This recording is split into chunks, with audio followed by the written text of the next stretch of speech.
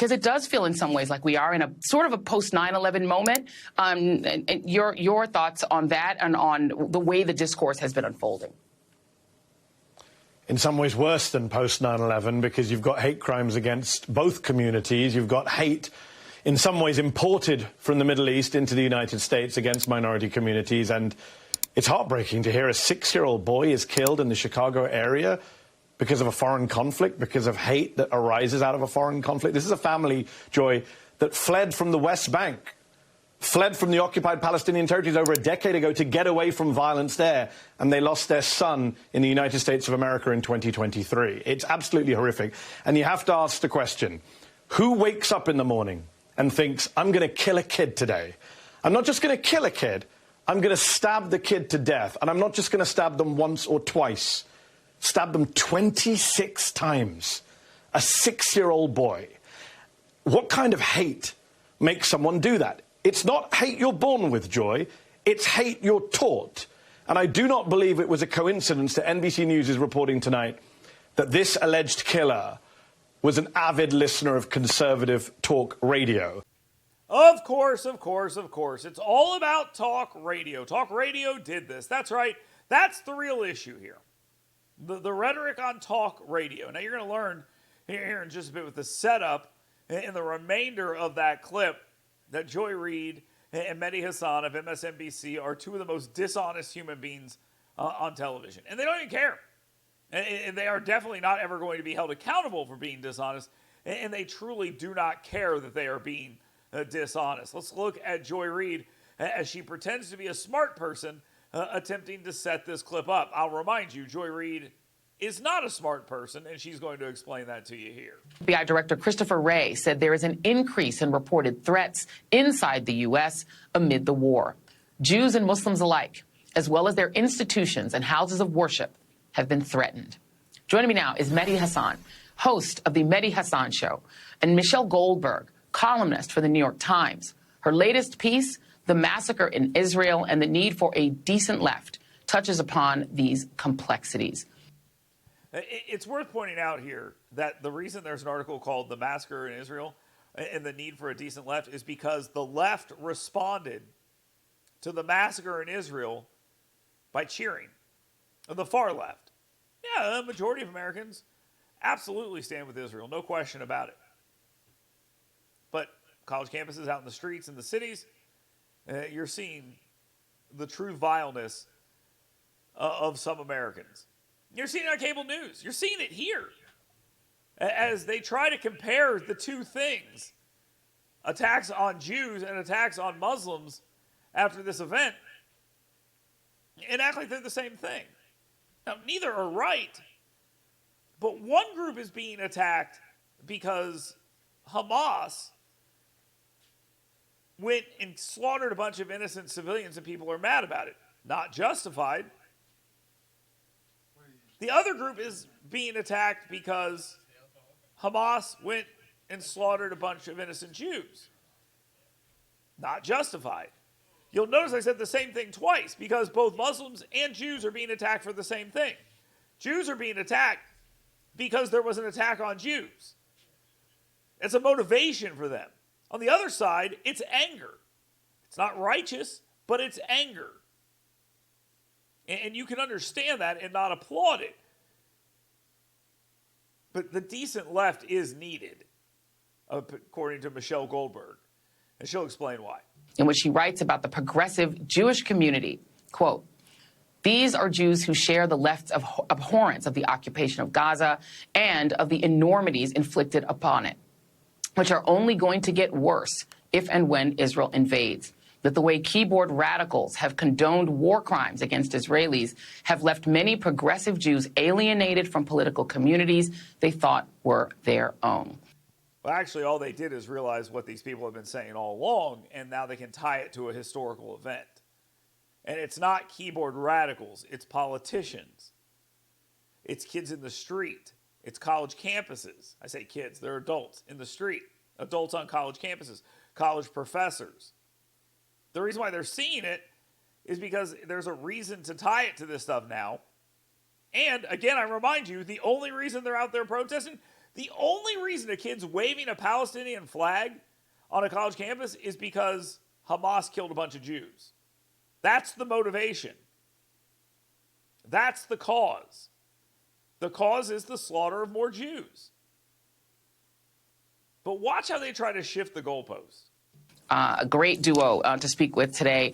So I want to come back to that column and sit with that column for just a moment, Michelle, because it is excellent. I hope everyone reads it. She didn't read it. But I want to go right back for just a moment. Thank you to this 6-year-old boy, Medhi.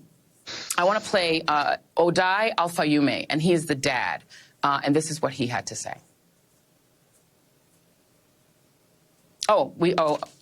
Okay. Actually, it's not translated, so I'm going to read the translated version of it. So we're going to show him, but I'm going to tell you what he said because he did not say it in English. I'm here because I'm the father of the boy, not because I'm a political person or a religious person or anything. I'm here as the father of a child whose rights were taken from him. The issue of Hamas and Gaza are world issues, not pertaining to individual countries. I'm not big enough to speak of these things, and I hope that my son can be a means by which this issue can be fixed. It's not going to be, and you're right. Your son should have nothing to do with this. That is correct. And he was killed by a monster, as she's about to lay out. Medhi, talk about it just a moment, because it does feel in some ways like we are in a sort of a post-9/11 moment. And your thoughts on that and on the way the discourse has been unfolding. In some ways worse than post-9/11, because you've got hate crimes against both communities. You've got hate in some ways imported from the Middle East into the United States against minority communities. And now, let me tell you where the difference is, okay? And yes, it's imported. That's very correct. So Medhi Hasan's on the right track. It's imported. We allow this poison into our country, and he's about to advocate for more of it coming in, by the way, because that's where the hatred of Jews is coming from. That and lily white people on college campuses. But again, you may notice this, the hatred of Muslims is not spoken anywhere. Are there monsters afoot? Yes. The hatred of Jews is screamed about on college campuses, in the street, and on cable news. It's not proportional at all. It's not even close. And yet they're trying to tie these two things together with one incident in Chicago, where a monster did a monstrous thing. It's heartbreaking to hear a 6-year-old boy is killed in the Chicago area because of a foreign conflict, because of hate that arises out of a foreign conflict. This is a family, Joy, that fled from the West Bank, fled from the occupied Palestinian territories over a decade ago to get away from violence there, and they lost their son in the United States of America in 2023. It's absolutely horrific. And you have to ask the question, who wakes up in the morning and thinks, I'm going to kill a kid today? I'm not just going to kill a kid, I'm going to stab the kid to death. And I'm not just going to stab them once or twice, stab them 26 times. Hamas does that. Hamas did that about 1,500 times, they say. So Hamas does that. That's the mentality. And you don't really seem to have much of a problem with that. You don't speak out about that. All you're worried about is how Israel's going to respond to it. It's very strange. And taking Americans to task for something that has absolutely nothing to do with them. A 6-year-old boy. What kind of hate makes someone do that? It's not hate you're born with, Joy. It's hate you're taught. And I do not believe it was a coincidence that NBC News is reporting tonight that this alleged killer was an avid listener of conservative talk radio. That's said like it's so profound. There are millions of talk radio listeners all over this country. And you're suggesting to me that this guy listening to talk radio did this because of talk radio. He also probably watches the news regularly. He might actually read newspapers too, because he's a talk radio listener. Unlike y'all's viewers, he can actually read. And to suggest that talk radio is responsible, I mean, if you're going to do that on a national cable channel, my guess would be you're going to come with some talk show host quotes or something from Chicago or national host that the guy might have heard, right? We have heard some vicious and vile anti-Palestinian rhetoric in recent days from people like Tom Cotton, a Republican senator, saying, as far as he's concerned, Israel can bounce rubble in Gaza. Lindsey Graham saying Israel should level Gaza. They actually talked about Hamas both times. But, you know, it is what it is. You're just lying. But those guys aren't talk show hosts, so no, that's not it. Ron DeSantis saying everyone in Gaza is an anti-Semite and shouldn't be allowed into America as refugees. What's wrong with that? Tell me what's wrong. You just said we're importing this kind of hate. And if you did a poll amongst Palestinians about whether or not they were anti-Semitic and hated Jews, they'd tell you yes, overwhelmingly. They would also tell you they support what their government did, and they voted for them, 3/4 of them. The terror group Hamas holds a majority of the legislative seats in Gaza. So again, all your arguments are not talk radio arguments, nor are they good arguments. Marjorie Taylor Greene saying if you're pro-Palestinian, you're pro-Hamas.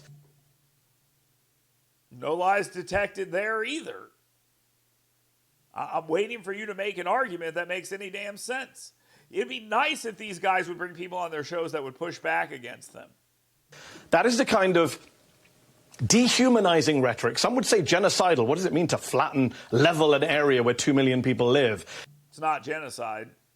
That reaction is to what their government did. Killing a bunch of Jews because they're Jews? We might have a little bit of a different conversation about what genocide actually means. But Medhi Hasan is not well read. He doesn't know. That is the kind of rhetoric that in many cases prompts people to acts of terror. Rhetoric leads to hate. Hate leads to violence. If this is true, and let's just say that it is, when you refer to Donald Trump as a traitor, a Putin puppet, someone who tried to steal elections and end democracy as we know it, is that justified? Is that something you should be able to do? Is that something you should do? Obviously, you should be able to do it. Is this something you should do? Because I hear that a lot. I've been called a traitor 3 times today. I don't even support Donald Trump. I'm voting for Ron DeSantis. But it doesn't matter. Traitor, Putin puppet, enemy of democracy. Hey, if you're trying to end democracy for Americans as we know it, wouldn't it be justified to do something violent against that person? That seems to be the argument you make under any other circumstance. But here you are suggesting that the words Ron DeSantis is saying is going to get people killed. Well, then wouldn't it be justifiable to stop him? Your rhetoric's okay, though. Okay, I got it. Again, not very smart, but all right. Indeed. And I mean, I think, Michelle, your piece... He talked for like 5 minutes, and she said, indeed. Indeed. Deep thinker, Joy Reid. To pick up on that point, you know, for the Jewish community... You know, who paraglides into a concert full of kids who are just listening to music and starts killing people? Or, why is she smiling? You know, kidnaps an elderly peace activist. You know what I mean? Like, there is a sense, I think, for a lot of, you know, Jewish Americans or Jewish folks who are watching this happen of, oh, my God, this pain is so raw, and yet we're now sort of also trying to encapsulate the pain of 2 million people in Gaza, and it's sort of all happening. But it's amazing they tie these things together in such a way that it's the same. That the murder of this kid is the same as people paragliding in and hunting down Israelis? No, it's not. The military response to people paragliding in and hunting down Israelis is the same thing as paragliding in and hunting down Israelis? No, it's not. I feel like you boiled that down so well in your column, so I want to allow you to say more. Well, thank you. I appreciate that. And I find those pictures of that boy so gutting. And I think that, you know, what we're seeing right now is, it's not necessarily parallel or analogous, because what you're seeing on the left is they don't have representation in Congress. They have the squad. These aren't people with political power. They might be people who have intellectual and cultural power. And I think it has been very, very painful for a lot of progressive Jews to see, both online and in real life at certain demonstrations, people using, for example, the paraglider as a meme, people talking about these attacks as acts of anti-colonial liberation. And what I think is important to realize is that this is really the mirror image of the most hawkish and aggressive Israeli arguments. The idea that there is no such thing as a civilian in this conflict. The idea that the kind of evil of a group's leaders justify violence against them. No one's saying that. It's not the Israeli argument. The Israelis have told people to get out of the region because they're going after the leadership and their ability to make war, and they're punishing them. No one's saying those people are fair game. If they were fair game, they would have just started bombing them indiscriminately. That's not what's happening. These are liars. It's unbelievable. Victimization that, which both sides on this conflict have in incomprehensible amounts, that victimization licenses savagery, that because of what Israel has gone through, anything that they do in Gaza is justified. Where do you see that? You see the entire world telling them to back off. You have the entire world telling them to stop. Not anything. But killing the bad guys is okay. And if those bad guys choose to surround themselves with civilians as a way to protect themselves, and those civilians are put at risk, not by the Israelis, by the bad guys.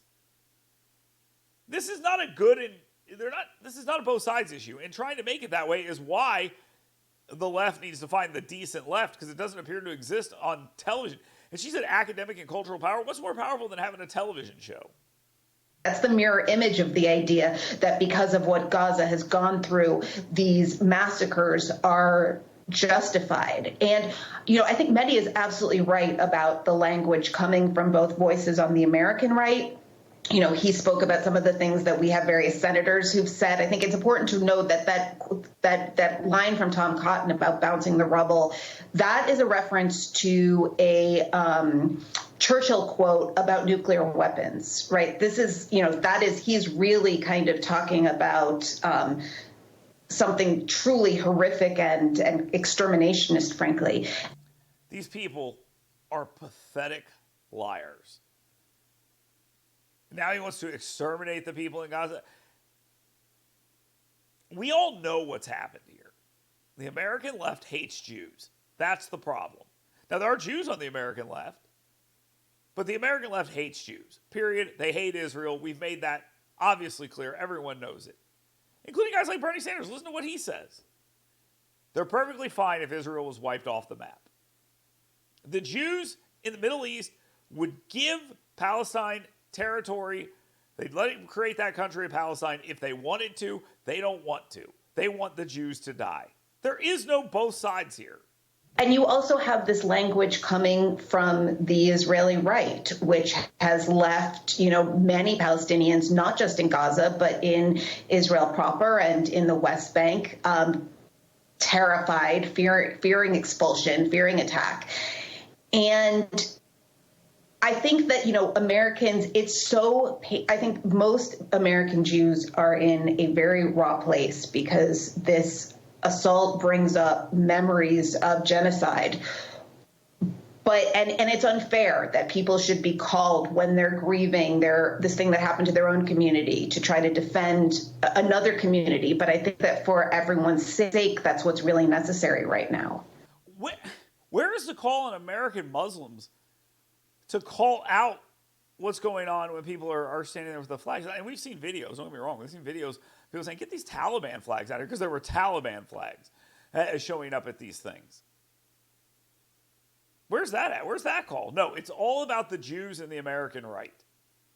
They're the ones that caused this. They're the ones that are responsible. They're the ones that have to fix this. And the only way you can fix this is by giving the Palestinians everything that they want and stop saying bad things about the American left. That's it. Rashida Tlaib could not say war crimes are bad. Cutting the heads off of babies is bad. You have college professors saying they find it exhilarating what's happening. College students tearing down pictures of people who are being held hostage by a terrorist organization. I'm sorry, what is the alternative? What's the other side? What's the other thing that's happening?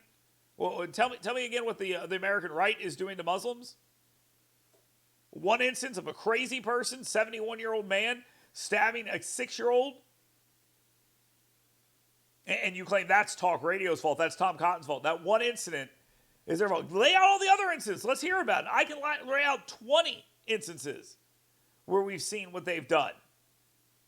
And yet we sit back and we pretend that this is somehow a both sides issue. It's not. It is not a both sides issue. And we all know it.